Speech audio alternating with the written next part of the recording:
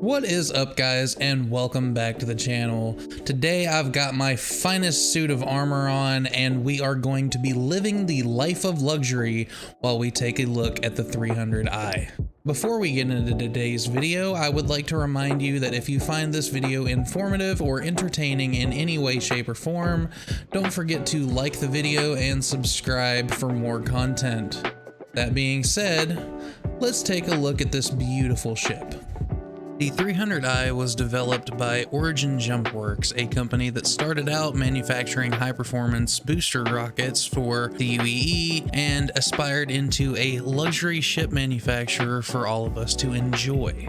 Other luxury ships from Origin include the brand new 100 series, which came to Star Citizen in Alpha 3.11, the 600i, which is an exploration vehicle, and the 890 Jump, the capital class space luxury yacht, if you will. But today I'm going to talk about the 300 series, specifically the 300i, the only Origin ship that I currently own in game, and if I must say so myself, it is a beautifully crafted ship.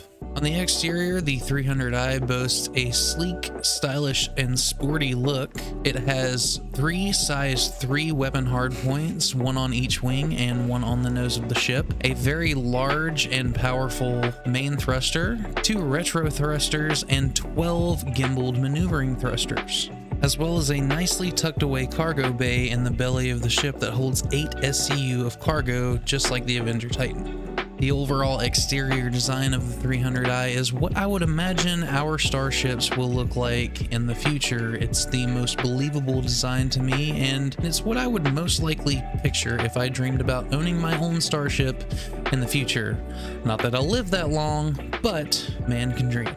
So now that we've taken a good look at the exterior of the 300i, let's climb on inside and see where the luxury comes into play from this luxury starship.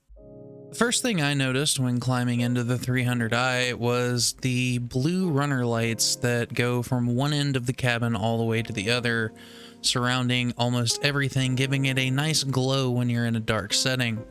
As we move into the ship, you'll notice directly across from the entrance there is a nice little bathroom that has a sliding door for those long journeys where you just can't seem to hold it. And if you turn to your right, you'll notice the living quarters, which is expertly trimmed in a wooden material that gives it a nice luxurious feel, almost like a space Cadillac. On one side of the living quarters, you have a nice little kitchen area that almost looks like a marble countertop, and on the other side of the living quarters, you have a sleeping area that is perfectly inset into the side of the ship, leaving it out of the way so that you have plenty of space to move around the cabin.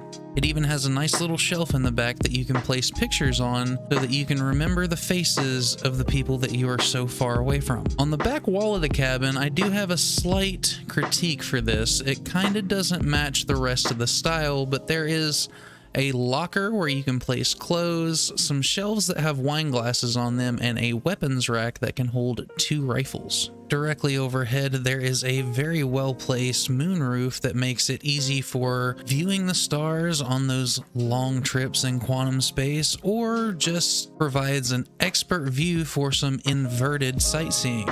As we make our way to the cockpit, you'll notice that the seat itself is reminiscent of what you would find in a modern-day race car, and the panels are inlaid with that same wooden texture that just gives it a luxurious feel. One of my favorite things to do in the 300i is just to power it up. When the holo displays pop up in front of you, it's one of those things that just lets you know you're getting ready to have some fun, and it's truly a sight to see. This is another ship that I have absolutely no complaints about the visibility from the cockpit, seeing as how the entire roof above you is nothing but glass.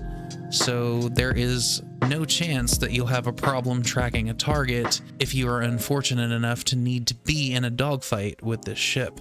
Overall, I would rate the interior of the 300i probably an 8 out of 10, seeing as how there are a couple of inconsistencies with the design, but it's still a really luxurious ship to even walk around in. So now that I've talked your ear off about the design of the ship and what I think about it, let's talk about components. The default weapons package on the 300i comes with 3 fixed size 3 weapons, 1 M5A laser cannon and 2 SW16BR3 shredder ballistic repeaters. Overall, it's not a bad default loadout if you're just planning on exploring the verse, but with this ship's maneuverability, if you plan on dogfighting with it, I would suggest switching the weapons out for a DR model XJ3 distortion repeater and 2 Dominance 3 laser scatter guns. That'll give you an extreme amount of DPS so that you can get in close and deal a lot of damage really fast. I have no complaints about the missile loadout on this because Strike Force 2s are actually my favorite missiles to use for size 2 missiles, so no changes there. For shields, the 300i comes default with 2 grade C civilian web shields, but I would switch those out for a Guardian and a Mirage. The reason I would do this is because the Guardian resists a lot of different damage types and the Mirage has an extremely fast recharge rate when damaged, but both shields do have a higher recharge rate when they are completely depleted, so keep that in mind. Strike fast and hard and run away if you have to. The default power plant is a grade C civilian power bolt, and it'll get the job done, but I would recommend switching it out for a JS300 just so you have that little bit of extra power for overclocking and extreme demand needs. 300i comes default with Arctic storm coolers, but I would swap them out for eco flows so that your weapons and thrusters would cool down faster in a combat scenario. I never use this ship for combat, but I do have it outfitted for combat just for those unlucky situations when somebody decides to mess with me. And lastly, it comes with an Expedition Quantum Drive, which isn't bad by itself, but it's kind of slow, so I would swap it out for a Burst to give me the fastest possible travel time and the longest range possible with this ship. I wouldn't recommend making very long journeys with the 300i because that's not what it's intended for, but if you have to, this Quantum Drive is probably the best bang for your buck, as it will allow you to get from Port Al-Azhar to Microtech in just over 8 minutes. If you go with any faster drive than this, then you're going to have to stop and refuel about halfway through your journey. Well, that does it for the components and my recommendations for new components. Let's talk about the maneuverability of the 300i. I have a lot of fun flying in this ship. It handles extremely well in atmosphere. It's very agile and you can turn almost on a dime with it. I spend a lot of time in this ship just flying around on Microtech, weaving in and out of the buildings just to see how fast I can go. And